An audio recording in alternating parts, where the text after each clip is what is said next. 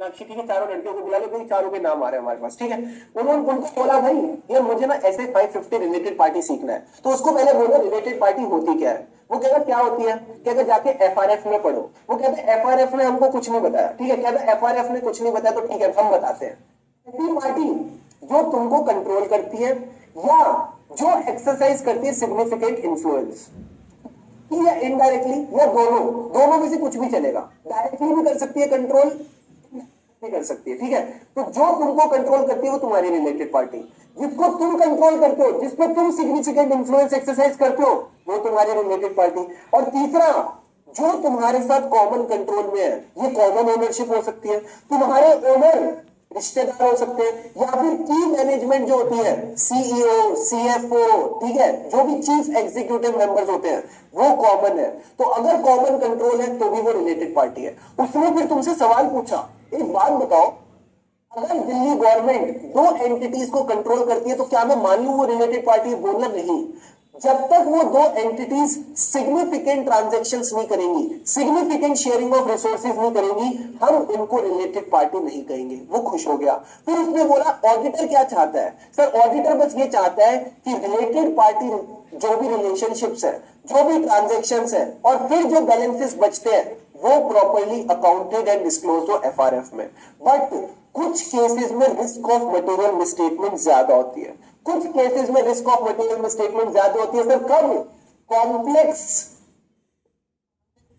Are not normal. याद रखना, जो भी कॉम्प्लेक्स रिलेशनशिप्स है, कॉम्प्लेक्स रिलेशनशिप्स है ना, हाँ, complex relationship is not normal. Sir इसमें क्या पॉइंट था? कॉम्प्लेक्स रिलेशनशिप में आपने याद रखना था, जहां भी कॉम्प्लेक्स रिलेशनशिप्स है, कॉम्प्लेक्स स्ट्रक्चर्स है, वहां रिस्क ऑफ मटेरियल मिसस्टेटमेंट ज्यादा है। इसका मतलब क्या था? इंफॉर्मेशन सिस्टम, जो हमारा इंफॉर्मेशन सिस्टम है वो इनइफेक्टिव है at identifying and disclosing the related party relationships and transaction.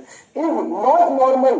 Not normal का मतलब है जो भी ट्रांजैक्शंस हुई है, जो भी हमारी ट्रांजैक्शंस हुई है, these are not at normal market terms and condition. ये normal market terms and conditions पे नहीं है। Not at normal market terms and conditions means these are not at arms length price. क्या ये बेसिक बात ठीक थी? हाँ सर। अब सर ऑडिटर की क्या रिस्पॉन्सिबिलिटी है? 315, 330। 315 का मतलब है identifying and assessing the risk of material misstatement through understanding the entity. तो उसको क्या करना है? आइडेंटिफाई और असेस करना है रिस्क ऑफ मटेरियल मिसस्टेटमेंट को। 330 क्या कहते हैं? Respond to the assessed risk. तो आइडेंटिफाई और असेस कैसे करेगा?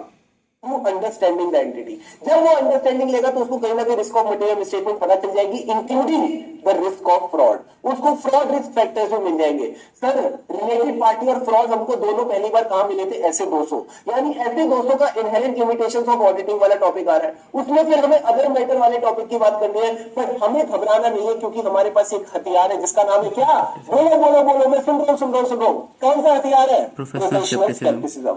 यहां हमारी ऑडिटर की रिस्पॉन्सिबिलिटी वाला पूरा टॉपिक हमने खत्म किया। तो प्रोफेशनल स्केप्टिसिज्म ने नेक्स्ट टॉपिक में जान डाल दी। सर नेक्स्ट टॉपिक में कैसे जान डाल दी? प्रोफेशनल स्केप्टिसिज्म ने कहा था अलर्ट रहना।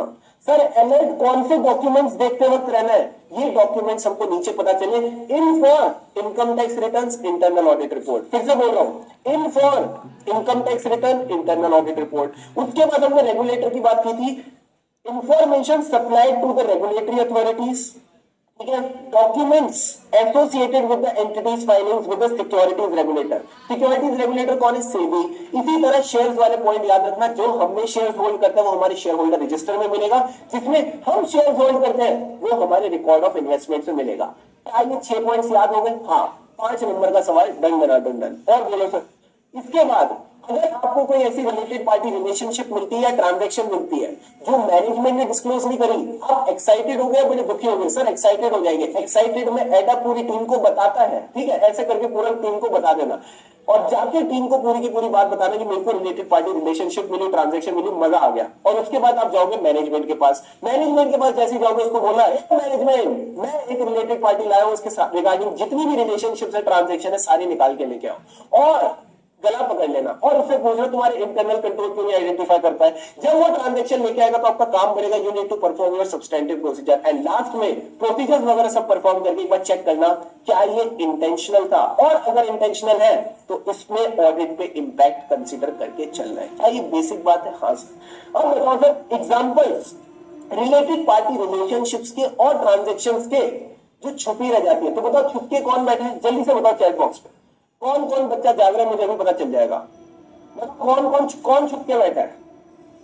ओनी, सोनी, मोनू या गोपू? सर गोपू छुप के बैठा है।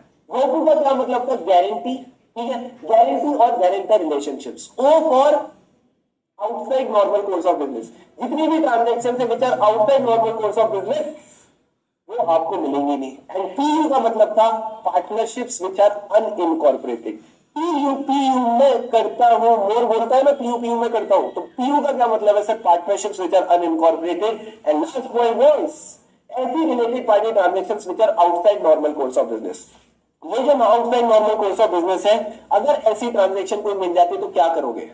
दिमाग लगाएंगे, हम कॉन्ट्रैक्ट और एग्रीमेंट उठाएंगे और देखेंगे क्या बिजनेस रैशनल था फॉर एंटरिंग द ट्रांजैक्शन, और क्या ये टर्म्स ऑफ ट्रांजैक्शन कंसिस्टेंट है जो मैनेजमेंट ने एक्सप्लेनेशन दी थी। ये दो दिमाग वाले काम करने के बाद बेसिक काम करेंगे कि क्या एफआरएफ के हिसाब से अकाउंटिंग और प्रेजेंटेशन है, क्या ये ट्रांजैक्शन ऑथोराइज्ड थी या नहीं। ये बेसिक बातें आपने देखनी है। एग्जांपल्स की बात करूं, देखो पैसे कहां से आते हैं? इक्विटी से आते हैं। जब आप शेयर कैपिटल रेज करते हो तो उससे पैसे आते हैं। तो इक्विटी वाला पॉइंट क्या था?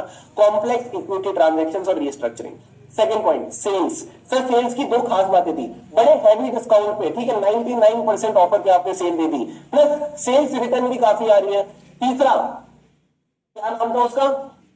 गोले वाला अरेंजमेंट क्या होता है? Circular arrangement. Very very good. तो सर्कुलर अरेंजमेंट करके पॉइंट है जिसमें आपने सेल तो करी है बट एग्रीमेंट किया to repurchase. And last point was, और कौन सा पॉइंट था सर? भूल गए। लीज कर लिया, सेल कर लिया, लीज का क्या भाई? लीज वाला तो पॉइंट रहेगा ना, लीज पे भी तो दे सकते हो। तो lease and management services without any consideration. और आखिरी पॉइंट भूल गए, आखिरी पॉइंट था हमारा outside normal course of business है तो आउटसाइड इंडिया। आउटसाइड इंडिया वाली एंटिटीज को क्या बोलते हैं? Offshore entities. ऑफशोर एंटिटीज जहां पे कंपनी लॉ बड़े स्ट्रांग है। सारे बच्चे बोलो दंडना दंडन।